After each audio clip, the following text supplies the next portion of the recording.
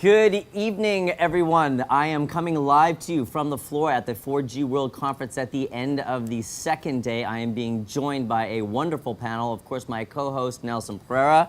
Absolutely. Jayne, Leighton from Ceragon, and of course, Mr. Tagawa, you know, because I always get that wrong, from Chairman of the NFC. How are you today, sir? Very good, thank you. Listen, for our first-time viewers, I'm just going to run down the list. Why don't you give us a brief overview of the NFC Forum and where you fit within this particular ecosystem and why you're here at 4G, and then we're going to do the same for Jayne. All right. The NFC Forum basically is an organization. Well, if you don't know NFC, it is, first of all, the contactless technology like you do on transits or payments, becoming popular day by day. Put that capability into the phone. And since you're putting it into the phone, which has a power supply, it can act as a card, or it can also become your terminal, reader-writer. And there's another mode where two NFC devices can touch each other and talk to each other, communicate to each other. So these are the three modes that we are working on. And these kind of new implementations require new set of standards, specifications. So the NFC Forum is working on globally interoperable open set of specifications that enable these kind of NFC capabilities into your devices. Now, the device does not have to be just a phone. It could be anything. Consumer electronic devices, laptop, PCs, tablets, whatever you can think about that has a power supply could be done. I've always been a huge fan of NFC, and we're going to talk about that a little further here in a moment, but I want to introduce Jayne Leighton from Ceragon. How are you today? I'm great. How are you? Fantastic. Give us a brief overview of Ceragon and where you fit within the ecosystem when it comes to 4G. I will. Well, Ceragon is a microwave provider. Not only do we design and manufacture our own product, we also offer a full turnkey of services, so from the technical design out in the field to the installation to the maintenance of the entire network. We're in almost every country. We've recently purchased Nera Networks, which was a 1947 based Norwegian microwave company. So we're very, very dedicated to microwave. We fit very well in 4G because we transport IP.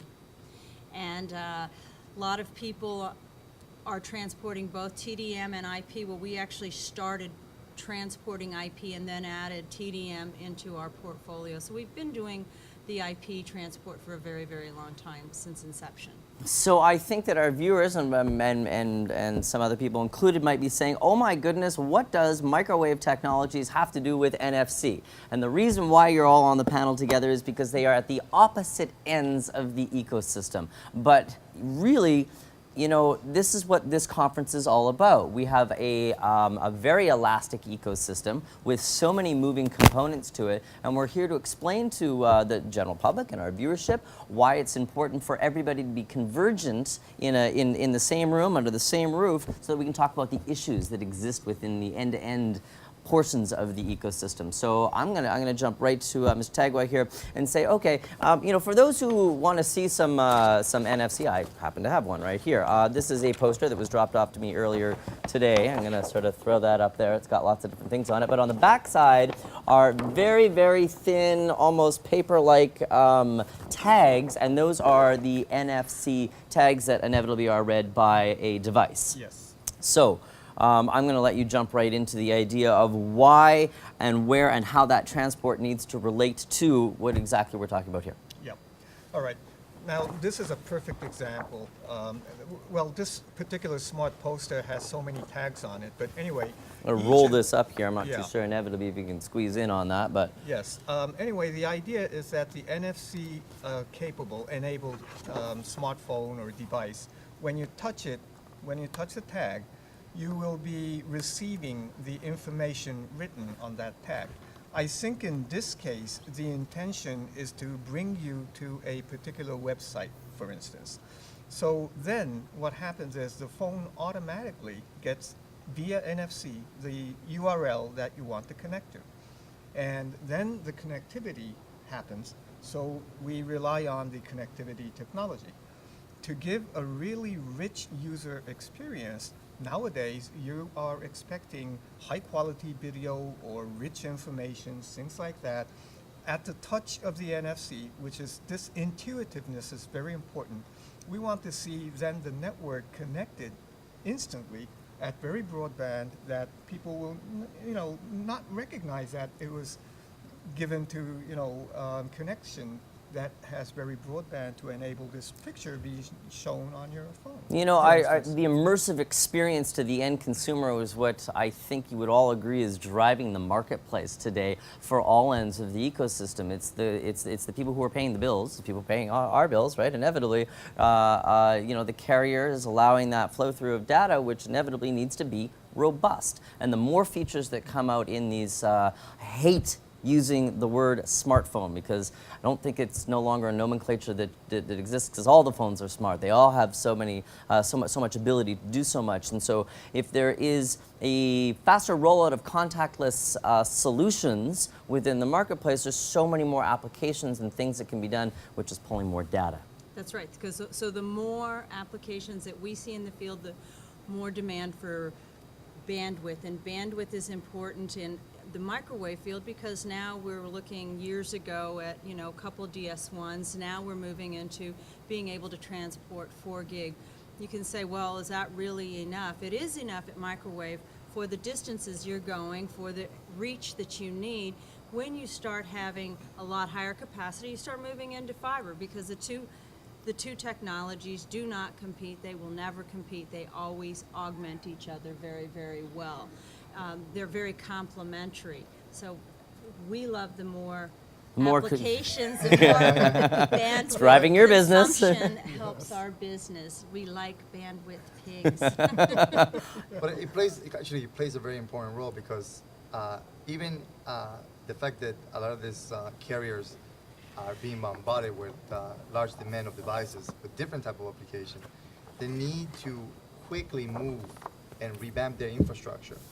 Because just one thing for sure, microwave is just not a solution for new infrastructure. It's also a solution for backing up the current infrastructure that they have and providing more pipes. For example, if you have a city where the core infrastructure is 10 meg, 100 meg, or even a gig, you can always say, well, it will take so long for us to revamp our infrastructure to increase more pipelines so that core is more robust. But you can do that today real quickly, like a company like yours, where putting a new core point-to-point link and a microwave creates a new line of connectivity where devices and gadgets where they are acquiring more application, pulling more data, can acquire that infrastructure. And so it is an ecosystem where both the devices and the core itself intertwine with each other, and both providers and manufacturers of the devices have to take each other into consideration. Okay, I want to jump into some hurdles and some maybe obstacles that are in the way because Jayne, you said it earlier. You said why isn't NFC so prevalent in North America? We're seeing it in APAC. We're seeing it in Europe for sure. Why aren't we getting it here? Why should we be left out? So that being said, I want to jump over and ask Ms. Tagawa here. We had just met in the south coast of France. Great place to meet at the NFC Forum. Absolutely fantastic. Had a great couple days of conversations with the NFC World at the World Congress there. Nice, France was the first city to roll out an NFC program on a citywide basis. I'm going to let you elaborate on that, and then we can jump back to what that infrastructure needs to look like on the back end for that rollout to happen in North America. I see. Well, Nice is a city, very nice city, and they had, I think, very strong interest in becoming the city of NFC, and therefore the local government was supporting the activities. And I think they had a very good mix of applications already available in the city. Like they have a museum, and on some particular art, they put tags right to the display so that when you tap it, you get additional information of that particular piece of art. And they had a transit system also.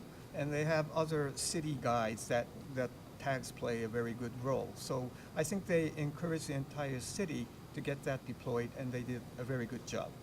Now, when you look at the US, a similar thing could be arranged if somebody, an evangelist appears and starts doing that. But probably in the U.S., for instance, depending on the city, if you look at transportation, public transport, you have public transport in big cities, but they are in big scales. So unlike Nice, where they did this on a light train system, you have to, for instance, do it in the U.S., you have to, from beginning, deal with large operators. Same with payments and all the other things. So what's happening is probably in the U.S., people thought that, yeah, I would like to do something similar, but the hurdles probably are higher because the magnitude of things that you have to resolve are probably more and complex. But maybe being in a world outside of NFC, you have not seen the recent articles, but there are many companies in the US-based companies now announcing very aggressive programs based on payments, and they have been displayed here also. So US is no longer behind anyone else. I think you are probably the leading country, one of the leading countries at least in the world. So I think that you have just been stood corrected. Leading company in the I guess I world. have to get these applications. Apparently you need a new handset, which is great for, if anybody's out there with a handset for Jayne, I think she's going to be looking for one as long as it's got NFC in it. Okay, so let's look at some of the obstacles that are resident right now within the entire ecosystem when it comes to policy and management. When it comes to NFC, obviously there is a lot of controls and procedures that need to be put into place, especially when we're talking about payments, and then that needs to flow through from a security standpoint in data flow. Right. Jayne, I'm going to let you take the lead on that. Well, security and data has always been addressed in microwave because it's inherently secure, relatively secure because it's modulated. And when it's modulated, the signal is jumbled looks very different from when it was transmitted to when it was received. So there is that. Plus, we've now started putting AES encryption in the equipment. The reason we've done that is the federal government, for smart trains, for smart grids, they require this type of encryption. One of the things that the more applications and more bandwidth that's being consumed in the US, in North America, and everywhere, the issue becomes frequencies. And I think the FCC has done a very good job starting to release some frequencies, because here in the US we don't buy the frequencies. In Europe you tend to buy your frequencies. Here you lease from a point-to-point, in a point-to-point arrangement. But the FCC has now started to give up some of the federal bands, some of the 7, some of the 13. So we're starting to see a relax from the federal government and giving to the user community more frequencies. And that's really tends to be the bottleneck for microwave, is being able to get the frequencies, because they're in the US they're really not purchased. They're licensed for a nominal fee, not like in other areas. A nominal fee. Very That's a nominal. very nominal fee. And then if we were to talk about policy and control positions within NFC, I'm waiting for you to jump in and say, well, here we go. You had a summit today. You must have talked about some policies and regulation. I know for sure that when NFC first started, very much surrounded the payment arena. Not that it's getting away from that at all, but you've seen some high growth in a lot of other social areas as well. Yes. Of course, payment continues to be one of the killer apps for NFC. And it can, when a payment card is emulated in your NFC phone, it can work against existing contactless infrastructure. So payment is a natural transition to NFC, and that's why many people think about credit cards or debit cards in your phone. But to be very honest, because you're dealing with real money, the requirement for very secure transactions are very stringent, and there are standards already available around that. And also, depending on the country, there are some differences in regulations for payments, and it's not so easy, it looks like, to have a globally unique application on NFC based on transaction. Of course, if you have one global brand, payment brand in your phone, once it's there, you can use it globally wherever that payment is supported. Correct. But issuing that particular card into your phone becomes more a country by country subject probably. So So there. It doesn't become a Visa card where you can use it in any country. Pretty much, your phone No, no, no. devices become. You can use it anywhere. You can use your Visa or MasterCard or Yes. Amex or whatever. But getting that one card in your phone, if you are a resident here in U.S. and Correct. you wanted to do that in Japan, Yes. it's probably difficult, Challenging. challenging. Correct. Yeah. Yes. So Wouldn't- do you see that as one of the things that is holding that part of the industry moving forward? I don't think it is one part that is holding the industry moving forward, but those kind of things have to be first very well thought about. Correct. And make sure that the implementations do not prevent, future expansions of capabilities like that. Is there an idea Very that good. global brands would have an easier time deploying their own systems in that fashion? So I'm just looking across at Starbucks. Starbucks would be a good example. They're a Yes. global brand that would allow you to inevitably have a contactless payment solution via an app in your phone that could work globally because they've got the system infrastructure to be able to do that. Would that be one example? Yeah, that's one example, and I think that is already happening. There's one company here in the U.S. and Alliance of Network Operators are already announced that they are going into the payment industry. Right. And they are talking to retailers, merchants, and getting their chains into the supportive team. And of course, those chains have stores outside of the U.S., so I'm sure they are talking about that, although I'm not really in those discussions. That's fair. Yeah. I can understand that, but I think it's more from a conceptual standpoint if that's where the industry is inevitably moving, that inevitably, again, I'm going to bring this back to you, Jayne, the idea of moving and transporting data at a higher rate because the devices are allowing for that is inevitably good for your portion of the ecosystem. Right, it is, it's good for our portion, and it's good for microwave, provided you're a microwave manufacturer that has high-capacity radios. So not everybody manufactures high-capacity radios. We happen to be in the high capacity, but we also happen to be in the high system gain, which allows you to have a better reach even in your urban environment. You're in your metro environment so that your antennas are much smaller, and as you know, many of the cities and counties are now having regulations. They don't want to see a big antenna, so you have to be able to transport large capacities, but you also have to be able to transport it very well with a high large system distance. gain. So you can go further or use smaller antennas, because Yeah. that's become more. No, I have noticed that trend now in the last couple of years in terms of the microwave market, that they want a small footprint of their real estate in terms of not only a small footprint, but technology has allowed microwave to go further out and do a larger throughput. Not like they used to have where microwave were only transporting TDM services only, just like Right. T1s. But in this industry, the wireless industry, including all the applications of smartphones have started to push more and more the boundary of the core of any infrastructure. I'm gonna shift the conversation here for just a moment because we're gonna be coming here to the end of the show. Koichi, I want to ask you, what are some of the highlights of the conference that you've seen over the last couple days here, and some things that excited you? Well, the NFC Summit itself, the focus this time was that we tried to have people discuss more applications beyond payment. So things like this tag reading or consumer electronic devices, pairing them, connecting them, those kind of applications, and social network services, check-in of particular services. Those was a main focus of discussions, and they were very fruitful. However, when I came down here to the exhibition floor, I noticed that there was many hardware and software display on the 4G technology itself.